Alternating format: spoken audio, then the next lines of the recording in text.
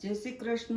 આજનો આપણો નવો વિડીયો ચાલુ કરશું। આજે આપણે બનાવશું ઈડલી સાંભાર। એના માટે મેં લીધા છે 3 આ વાટકી ભરીને બોઇલ રાઈસ। એને મેં ધોઈને પલાળી દઈશું। પછી આ 1 બાઉલ છે આપણું અડદની દાળ અને 5 થી 6 કલાક આપણે એને પલાળી દેશું અને ત્યાર પછી આપણે એને પીસીને હું તમને બતાવું કે કેવી રીતના આપણે બનાવવાનું। હવે આપણા 5 થી 6 કલાક પલળી ગયા છે। તમે જોઈ શકો છો, જો દાળ આવી રીતના પેલી થઈ જાય અને આપણા રાઈસ પણ પલળી ગયા છે। આ રાઈસ આપણે બોઇલ રાઈસ લીધા, તમે સાદા પણ લઈ શકો છો પણ બોઇલની સરસ થાય છે। એટલે હવે આપણે આને પીસશું। પીસીને હું તમને બતાવું છું કે કેવું પીસવાનું છે। આ આપણે થોડું કણીવાળું રાખવાનું, તમે જોઈ શકો છો। જો અડદની દાળ એકદમ પેસ્ટ કરી નાખવાની અને આ લિટલ બીટ રવા જેવું રાખવાનું, એટલે એની ઈડલી સરસ બને।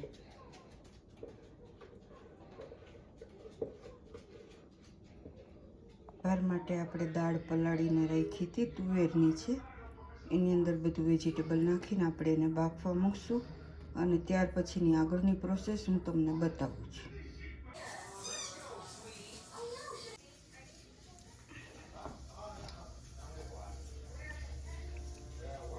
આપણે બનાવીશું ઘન પાવડર અથવા પોળી મસાલા। એના માટે છે 1 કપ અડદની દાળ, 1 કપ ચણાની દાળ, 1 કપ તલ, લાલ મરચાં અને લીમડાના પાન। આ બધું જ ડ્રાય રોસ્ટ આપણે કરવાનું અને ડ્રાય રોસ્ટ કરી અને એનો કલર ચેન્જ થાય ત્યાં સુધી શેકવાનું। એકદમ સ્લો તાપે એ હું તમને શેકીને બતાવું। બંને દાળ આપણી રોસ્ટ થઈ ગઈ, કલર ચેન્જ થાય ત્યાં સુધી એને સ્લો તાપે શેકવાનું। હવે આપણે થોડુંક તેલ મૂક્યું છે, તેલની અંદર આપણે નાખશું તલ,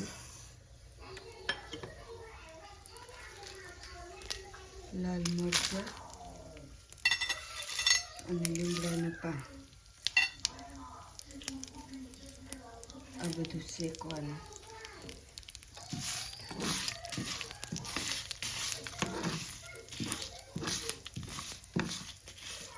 એકદમ સ્લો તાપ રાખવાનું।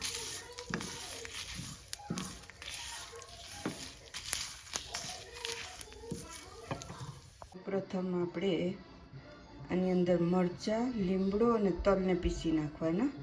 ત્યાર પછી હવે 2 દાળ નાખીને એને દરદરી પીસવાની। તો ચાલો આપણે સંભાર બનાવીએ। સંભારમાં આપણે તુવેર દાળ બફાઈ ગઈ હતી, એની અંદર મેં સરગવાની સિંગ, દૂધી અને સૂરણ નાખ્યું છે અને ટમેટા નાખ્યા છે। તમને કોઈ બીજી વેજીટેબલ ભાવતું હોય તો તમે એમાં નાખી શકો છો, રીંગણ નાખી શકો, ફ્લાવર ગમે તે નાખી શકાય। હવે અમે આમાં થોડું તેલ મૂક્યું છે ગરમ કરવા માટે। એની અંદર આપણે નાખશું 1 મરચું, પછી એની અંદર નાખશું રાઈ,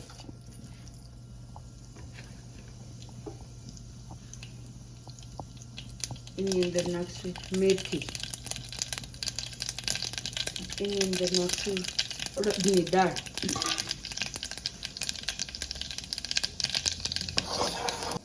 અડદની દાળ થોડી ગુલાબી થાય એટલે એમાં નાખશું આપણે ડુંગળી। હવે ડુંગળીને ધીમે તાપે આપણે સોક કરશું, ત્યાર પછી આપણે એની અંદર નાખશું દાળ। હવે આપણે ડુંગળીનો કલર ચેન્જ થઈ ગયો જો તમે। હવે એની અંદર આપણે નાખશું દાળ, એની અંદર નાખશું આપણે હળદર, થોડુંક ધાણા જીરું, થોડીક હિંગ અને થોડોક આમાં નાખશું સાંભાર મસાલો। સાંભાર મસાલો નાખ્યા પછી આપણે લગભગ 15 થી 20 મિનિટ ઉકાળશું, એટલે એની સ્મેલ સરસ બેસી જાય અને એનો બધો જ મસાલો અંદર ભળી જાય।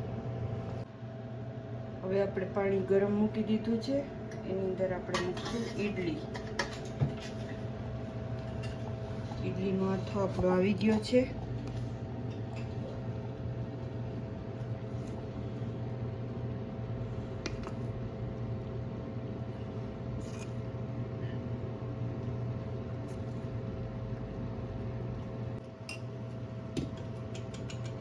હવે આને આપણે 20 મિનિટ માટે બોઇલ કરવા મૂકશું અથવા બાફવા મૂકશું.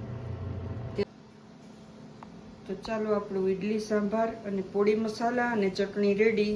તો ચાલો જમવા માટે.